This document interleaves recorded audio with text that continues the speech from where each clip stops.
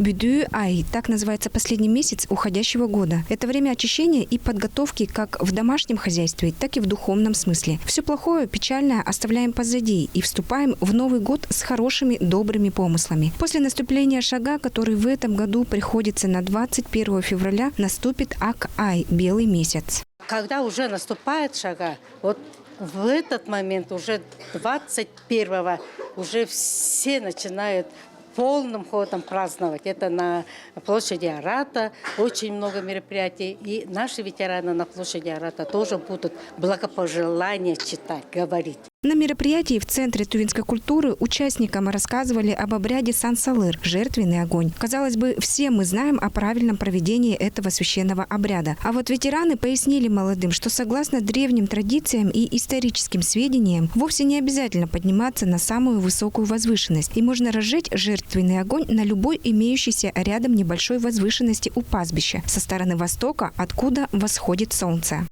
Мне понравился больше всего обряд приветствия, о том, как приветствовать людей.